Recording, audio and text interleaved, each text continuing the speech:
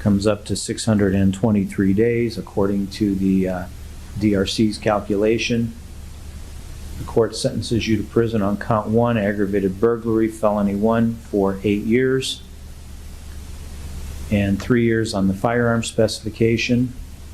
Court sentences you on count 3, aggravated robbery, felony 1, to a period of incarceration in state prison for 8 years, plus 3 years on the firearm specification. The court sentences you on count 6, weapons under disability, felony 3, for 36 months. And on count 7, CCW, felony 4, for 18 months. The court makes the 2 weapons charges, count 6 and 7, concurrent with each other and concurrent to all of the other charges, the offenses. However, the court makes the 2 F1s consecutive with one another. And therefore, the order of serving your prison time would be PRC time first, followed by the gun spec on count 1, followed by the gun spec on count 3, followed by count 1, followed by count 2, for a total of 22 years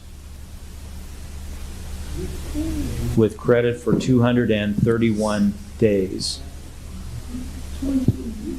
The court determines that you have or will have the ability to pay restitution. Fuck your courtroom, you racist ass bitch!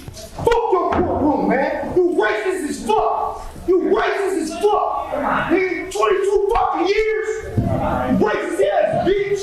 You ain't shit! Nigga, gay surgeon, lethal surgeon told me about that bullshit. Actually, you know what? Remember when I said that you had some remorse? You never gave me probation. Wait a minute. You never gave me a chance. When I said that you had a certain amount of remorse, I was mistaken. The court determines that maximum imprisonment is needed. So it's 11 years on count 1 and 11 years on count 3. You racist bitch! You ain't shit! Manson, calm down, bro. Let me up the courtroom, man! Take him out. Hey, just take him out. Just take him out. Get out of You here. racist! That shit bullshit! Get out. You racist as fuck! Hey, take him out, please. Please take him out, please. I love you, bro. I love you, man. Don't I worry. love you, Jack. So it's 28 years with credit for 231 days. I don't want to hear it, man. Let me out. Let's go. Let me Hold out. on. I don't want to hear it. Go. Let me out. Let him go. Let me out. Let's take him out. Let me out, man. I swear to God, turn up this bitch. Does counsel waive the I'll make y'all get on me. Let me out. counsel waive the client's presence for the remainder of the advisements I have to give? Yes, Your Honor. All right, you can take them. Yes, bitch. You are a gangster. Hey, thank you, Dennis. Thank you, sir. Court determines that the defendant has shown no remorse whatsoever. I was giving him remorse, a certain amount of remorse in mitigation of the sentence. The defendant has shown me that he has no remorse whatsoever, and therefore the court determines that maximum imprisonment is needed. He poses the greatest likelihood of recidivism.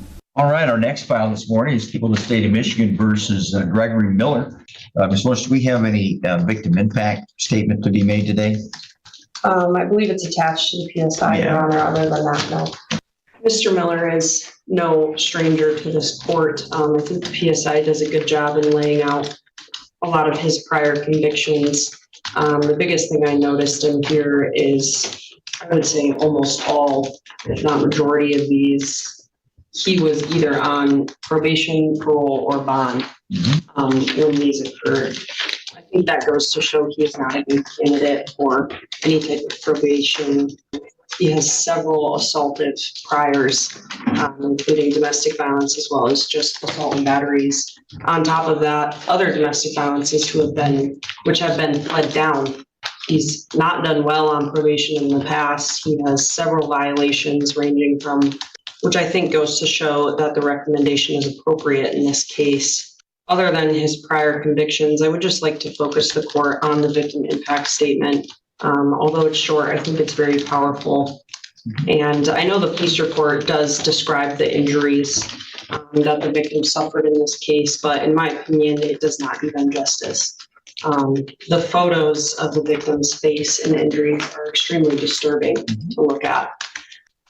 For lack of a better term, Mr. Miller did beat the crap out of her. And while I understand that Mr. Miller's underlying issue is clearly his alcohol use, Mr. Miller is very kind and polite when he's sober, but he rarely stays sober. And when he's drunk, he is extremely violent. I think he's been a danger to this community for quite some time now. So I would ask the court to follow the recommendation and sentence the defendant to a prison term. Thank you. Mr. Champion? Thank you, Your Honor. This is a situation that really highlights the issue of substance use disorders. Mr. Miller was homeless at the time, as the prosecution has. When Mr. Miller is sober and away from alcohol, he's a very polite, helpful, and productive citizen of this community. Unfortunately, when you throw in the substance use disorder with homelessness, this is what we end up with. In no means whatsoever did I intentionally try or mean to harm that woman. She is a fantastic person. She's a great human being and a wonderful woman. Hope she gets the help also that I need, and I'm going to use this time seriously, stay sober and do my best to stay sober. Well, the law here is for domestic violence, and it's a third offense. Typically, a domestic violence starts out as a misdemeanor, punishable by up to 93 days. But I'll tell you, what I'm looking here at is a domestic violence is any assaultive battery. For instance, if I were to push a person, that is domestic violence. If I were to punch a spouse, that would be domestic violence. This damaged her retina, gave her 2 black eyes, bruised a couple of her ribs. She had a handprint on her right arm. And I do remember the pictures from this because it was a no contest plea. It's a no contest plea. I get to look at the entirety of the report. I don't know if the guidelines here are adequate. I'll tell you, I looked here at your criminal history, and this is one of the longer ones I've seen. This is your 9th domestic violence. 9. You have violated bond, probation, and parole countless times. So bond supervision doesn't work, probation supervision doesn't work, parole supervision doesn't work, going in and out of prison and jails hasn't worked. And at your age, and I'm going to say this, and I don't know how to say it other than just being honest, you have led a life, and this is what I wrote down, a life of boozing and drugs since I was 8 years old. In fact, since you were 9 years old. You and I are roughly the same age. We're only a year and a half apart. So I look at this and I'm just say it, and here's another thing I wrote down. You are a public drunk, right?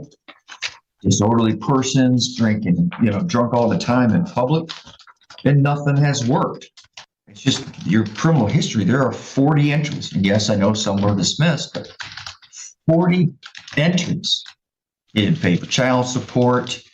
I noticed this one, when you're on probation for failing to pay support, you're arrested on new domestic violence charges. So you drink, you're drunk, and you beat up people. So you got a heck of a benefit by the prosecutor's office, and I 100% believe they probably spoke to the victim and got her permission to enter this plea. Wow. 14 to 58 months. I could have given you up to 5 years, but they brought it way down. Well, these guidelines are inadequate. I don't have to find substantial and compelling reasons to exceed them. I just have to now by law find that it's reasonable. and your prior history. I can't imagine any human being looking at this prior criminal history and think what my sentence is going to be is unreasonable. It's a life of drinking and beating up people. And I wrote down here, you are a danger to women. And there's no reason to think you're not going to get back out and do the same thing, because it is all you have done for a long time. So, well, I'm going to get this $68 state minimum fee, $130 crime victims right fund fee. I'm going to add $300 court cost, and because I don't know what else to do, I know what my prison term is going to be. I'm going to add $1,000 fine. Some judges will say, why? They're not likely to pay it. Every time I've seen somebody who appeals fines and costs and says it's too much, I haven't seen the appellate courts shoot it down yet. So I'm going to make you have to pay these before you can even get parole. Attorney fee, $300. No supervision fee. There's no DNA fee, nothing like that. And I'm going to sentence you to 36 to 60 months. I find that that's not only proportionate and reasonable, I almost think it's inadequate. So, and it does exceed the guidelines by just a couple months, by 7 months. I think that's a reasonable choice. It's lucky that it's not higher. So that's the sentence of the court. Stop beating up on people. All right, sorry, I take that back. Stop beating up on women. Alcohol daily, marijuana, and methamphetamine weekly. Yeah, let's hope you decide to stop doing it. And let's hope you decide to stop doing it. And you've also have been through domestic violence prevention, substance abuse treatment programs, advanced substance abuse treatment programs, and Catholic Human Services. Nothing's worked, so I'm just got to keep you away from